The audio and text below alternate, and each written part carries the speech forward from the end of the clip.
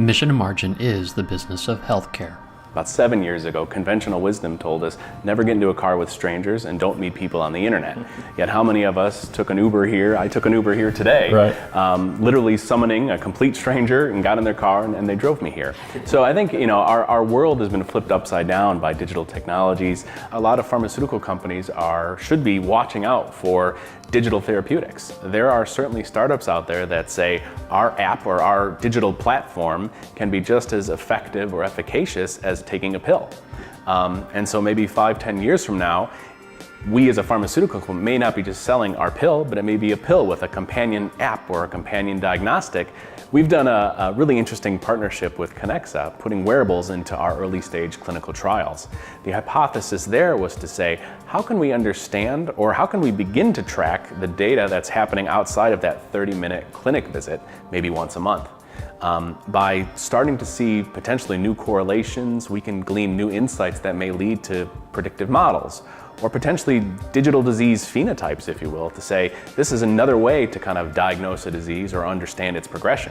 One of the challenges we see from a sales perspective is being able to assimilate all that information at the appropriate time and be able to put it into a dialogue that helps that provider or that system solve a critical business issue or a critical practice issue, right? As opposed to selling product, right? It's how do you sell the solution?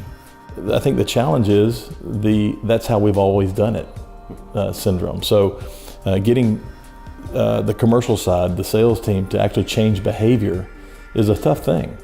That was Dan Ghandour from Takeda Pharmaceuticals and Brad Ansley from Sales Performance International. In this BOH interview, we explore how digital disruption is transforming the staid world of pharmaceutical suppliers, both in consumer engagement and in therapeutic impact. Dan Ghandour is Director of Digital Innovation and Corporate Program Management for Takeda Pharmaceuticals. Ghandour spearheads game-changing digital disruption within Takeda's U.S. business unit to better support and activate patients in managing their own disease and treatment. He also leads large cross-functional corporate innovations and programs across the U.S. business unit and beyond. He earned a BA in Biology and Environmental Science from Northwestern University, where he later returned for his Kellogg School of Management MBA. Japan-based Takeda Pharmaceutical Company has been producing pharma products since 1781. Brad Ansley began his career as a bench microbiologist and then moved into pharma sales and marketing. He successfully launched 12 new products during his work with Merck. Brad's passion for bringing better solutions to patients led him to work on sales process and ultimately to his current role at Sales Performance International. He leads SPI Health, the global sales consulting platform for life science companies. Through his work, he has become expert in transforming sales process and results to maximize shareholder and societal value. Dan Ghandour, Brad Ansley, thank you so much for joining the business of healthcare today. It's good to be here. Dan, tell me a little bit about what you do. Sure. So I've been with Takeda now for almost 12 years, and my role is Director of Digital Innovation and Corporate Program Management. In that role, I have a responsibility to kind of help bring in new digital innovative technologies, partnerships with startups, and connect them to our products on market within our U.S. business unit. Tell me a little bit about one digital innovation that you're excited about. What's got your interest? Yeah, we've got a couple really interesting public partnerships that's out in the marketplace right now. One is with a company called Cognition Kit, and through our Med Affairs teams, they're partnering with a local health group advocate to take an app that they developed in collaboration with our medical affairs team and Advocate Health to enhance the patient and prescriber experience and the dialogue between those two groups in the MDD space, major depressive disorder, with the goal of ultimately enhancing that and trying to help understand why patients and when they're having depression attacks, their progression of their disease state, how they're doing, and again, improving the dialogue between them and their clinician.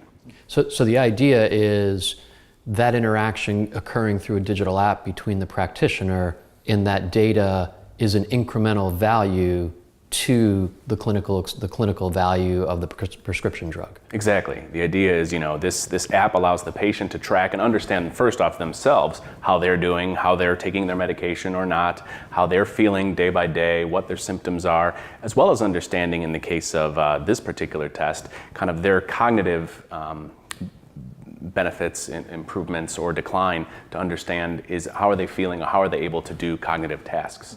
And then, not only is that information available to the patient, but then they can share that with their clinician. And in this particular case, we have an integration within their EHR so that the clinician can go right in there, see what's happening with the patient, and have a better dialogue when they do come into the clinic. Interesting. Brad, talk a little bit about the work that you do. All right, so I'm director of SPI Health. And SPI Health is Sales Performance International's dedicated life sciences practice. And we help some of the world's leading life sciences companies overcome the change, challenge, and disruption that's going on in the marketplace today. And we do that by creating sound sales strategies, and then looking at those sales strategies and say, okay, we help design a buyer-aligned sales process that focuses on delivering solutions and outcomes for that buyer. And once we understand that, then we're able to assess the sales team, find out where the gaps are for executing that sales process, right? And then we can reinforce and measure their development to that sales process. And so I know one of the things that's really important to you is this idea of establishing competencies that are necessary. Give me an example of an organization that you've worked with to sort of contemplate competencies. Sure. So we worked with one of the nation's largest community and home health care organizations who had recently gone through a transformation of their sales team to adapt to today's marketplace, which meant they changed some people into different roles, but they also were trying to adjust to the changes and expectations of the healthcare marketplace, the buyers, the people they're actually trying to talk to. They have new expectations, which requires a different level, either new competencies or a different level of proficiencies for those competencies. So we help them understand what that competency model looks like, and then what the proficiency levels of each sales competency needs to be. And then that's when we have this skyline of a competency model. Then we can measure the gaps in where the current sales team is to those competencies versus the proficiency level, and then help develop them and close those gaps. And one of the things that I'm aware of is a significant shift in what makes up the go-to-market team. Right. It's not just salespeople anymore. It's the nurse clinician, it's the business leader, it's the technology, right. Doing an EMR integration. Yeah. Are the competencies that you work on, are they relevant to the entire go-to-market team? Well, I think the answer to that is some are, some aren't. Okay. Right? The expectation of today's buyer in the healthcare marketplace is we want to be communicated with in multiple different ways, right? Whether it be digital, whether it be in person. So a lot of the sales competencies that we work towards are focused primarily on the commercial team, the sales team. Yet some of those competencies still need to be carried over into other roles. And some transfer well. A consultative dialogue, for example. Let's say a specialist will still have to have that consultative dialogue as opposed to a general salesperson. They'll still have to be able to understand what is going on in the customer's world and really understand what happens across their business.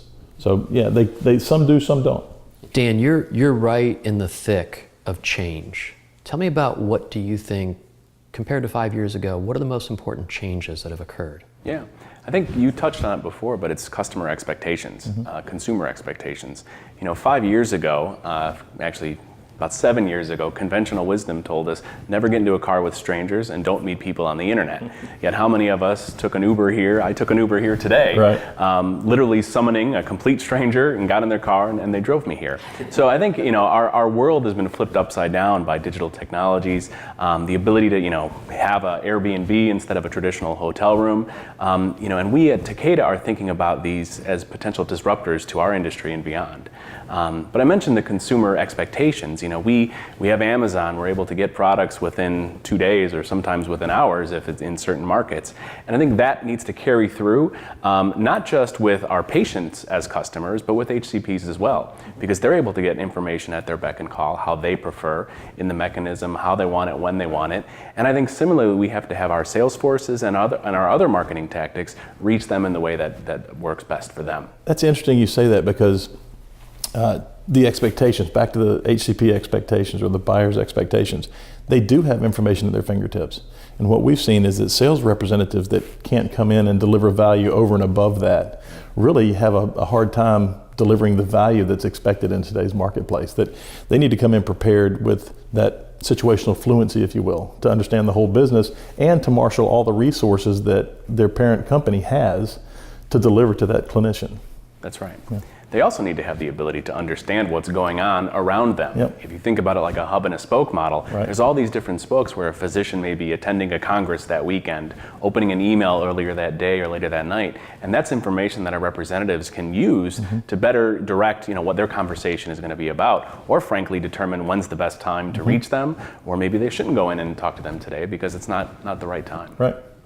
Another aspect of change is just pure access to physicians and other healthcare providers. Talk a little bit about what the implications are of that. Yeah, certainly in the last 5 years, access to physicians has been declining. I think, not just general access overall, but then time spent in front of those. So that face-to-face interaction, although it's deemed as kind of the gold standard, is ever decreasing. And so we need to think about creative ways to, again, reach our customers the way they prefer, whether that's through their phone. And, we actually, I've seen data that says we glance at our phones over 2,600 times a day on average. And so, that's an important touch point that certainly our sales reps, when they're talking to physicians, may not be using at all. But that's a mechanism that we, as let's say the home office, can use to interact with our sales representatives and beyond. So I think we need to be thinking about ways to, again, reach customers how they want in the ways they need. And your organization has a very, very rich history of innovation. Can you talk a little bit about that? Yeah. Takeda's been around for over 235 years, and having been around for that long, we certainly know how to bring drugs to market, and we've certainly had to evolve our business models over that time. About 5 years ago, I helped work on a team called the Takeda Digital Accelerator, and as the accelerator part of that name implies, we were created to serve as a catalyst to kind of embedding digital into all aspects of Takeda's business, from the earliest research and development to what we do on the commercial and marketing side and everything in between, even how we communicate and collaborate as fellow employees. And so our job was almost like acting like an internal venture capital fund, seeding money not necessarily into startups directly, but through our business teams to do what we called scalable digital experiments. And the hope is that by doing these experiments, it not only laid the groundwork to trying new and innovative things, but it helped us get adept at working with small and innovative companies, startups. And in doing so, our CEO has said he wants us to act like a 33,000 person startup. And sometimes the best way to learn is to do and to work with people who are startups. And by doing that, it helped imbue a sentiment of agility and experimentation and willingness to try that I think has really grown and flourished over the last several years.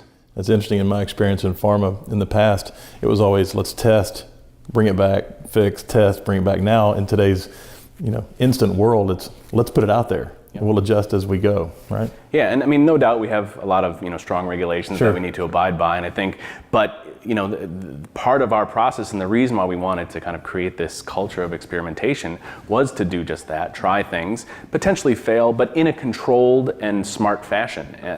That way it's not risky to us or more importantly, our patients.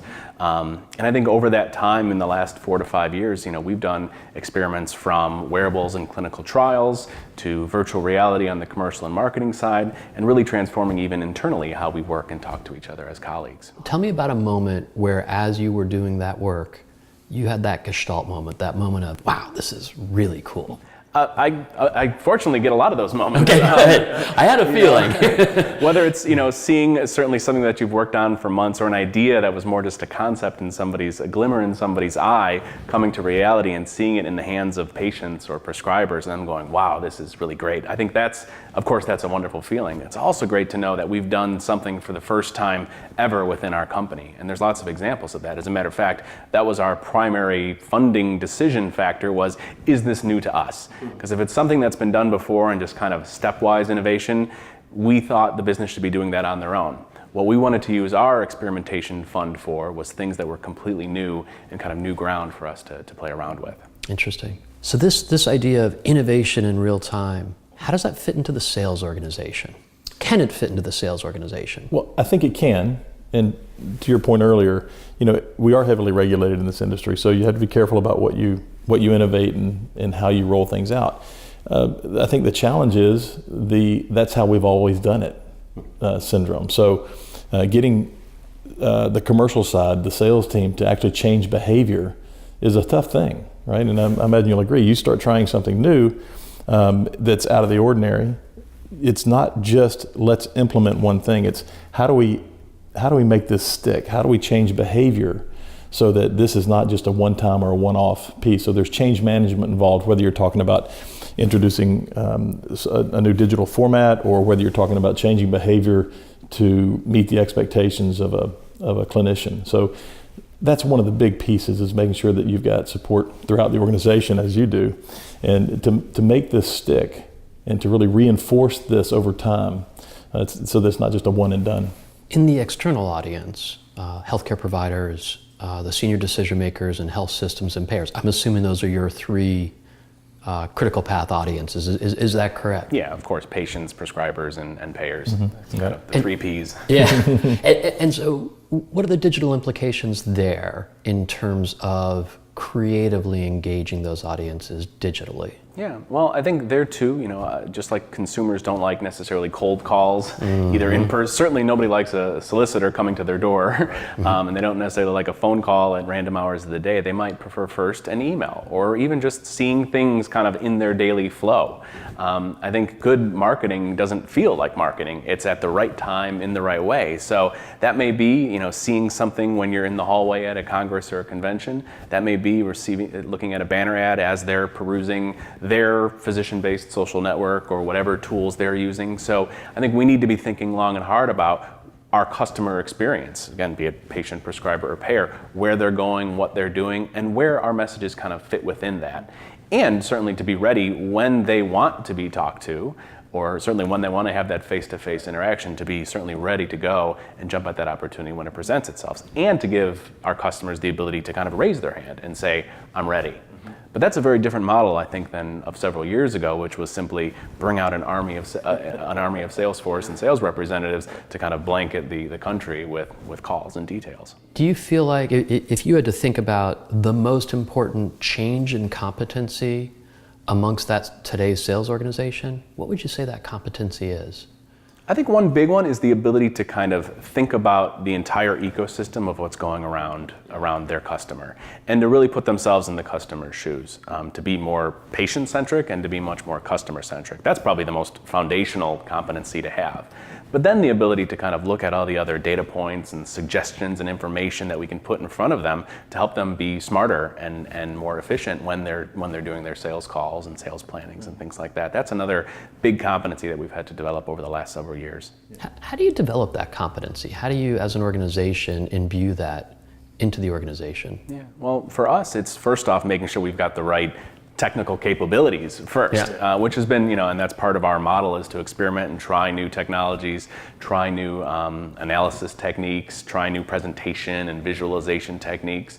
And in doing so, we work, very closely with advisory boards of our representatives or account managers to kind of understand what works for them. And at the end of the day, they're a customer of our, let's say, internal marketing or systems teams. And so they need to think more like, what does your customer need and want? Or frankly, what do they need? Not just what do they say they want, right, but what's at the core of their underlying kind of necessities. And so I think if we do a good job kind of understanding our internal customers, we can build the tools that they need, and it certainly becomes easier for them to kind of make that transition when they realize this is this is a critical technology that helps them do their job better and see better results.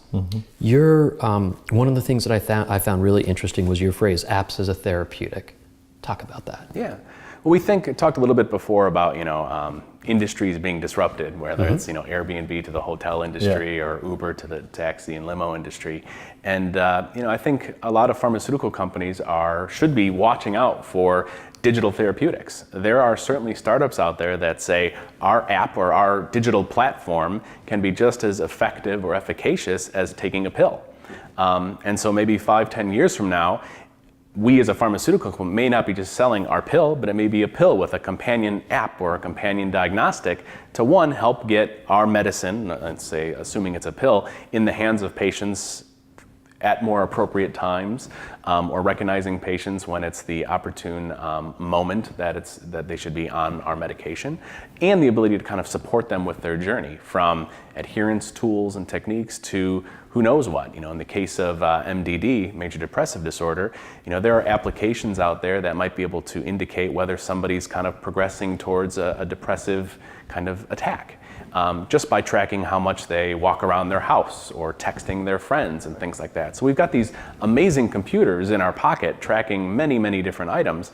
And I think digital health startups are saying, how can that actually help understand the patients better for better application of things like pills and pharmaceuticals, but actually creating solutions. In the case of MDD, the solution may not be a pill, it may simply be a supportive text message, or a supportive message to say, we're here to talk to you, or provide a mechanism to reach somebody else to kind of have a conversation with. So I think at the end of the day, it's not as black and white as a pill.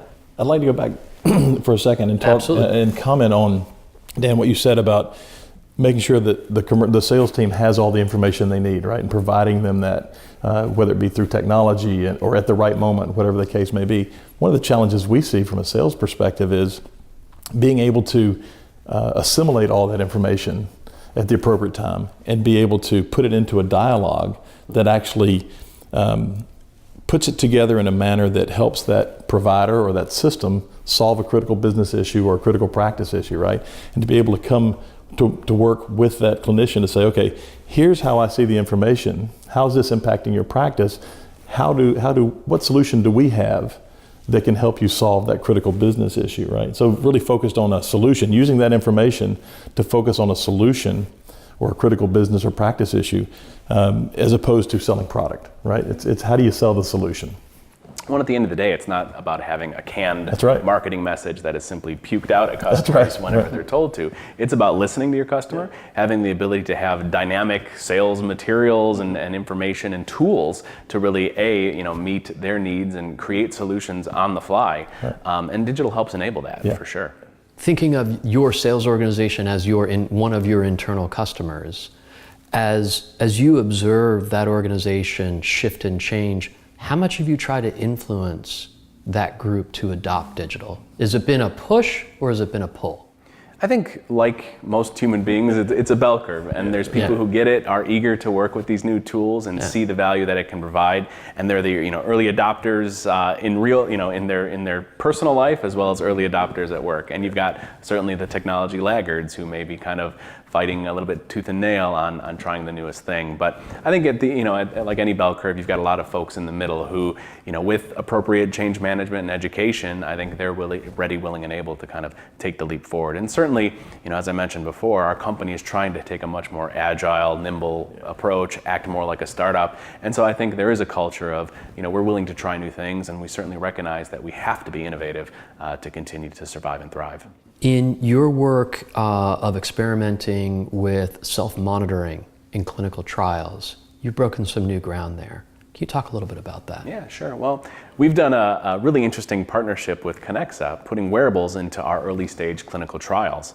The hypothesis there was to say, how can we understand, or how can we begin to track the data that's happening outside of that 30-minute clinic visit, maybe once a month? By starting to see potentially new correlations, we can glean new insights that may lead to predictive models, or potentially digital disease phenotypes, if you will, to say this is another way to kind of diagnose a disease or understand its progression. And we don't know that unless we start trying. And so that partnership with Conexa was really to help begin the integration of taking a clinical grade wearable, of which there's several out in the marketplace, putting it on our patients in our various clinical trials throughout the globe. And that's challenging because some of these devices aren't approved in different geographies. But through our partnership, they're able to kind of bridge that gap, A, from a regulatory point of view, and B, from a data flow point of view, to begin to kind of put that in place. And we don't know what we don't know. The idea was just to kind of see what data we can get, what insights can be gleaned, and we're excited to see where it's going to take us. Is there a way for a pharma company to partner with a health system and take on the risk that health system has taken on? Is there a mechanism by which a pharma company can share an upside or share a downside in a risk-bearing contract? Well, certainly a lot of pharmaceutical companies are trying to have that risk-based contracting. And at the end of the day, the way you kind of alleviate that risk or quantify that is through the sharing of data.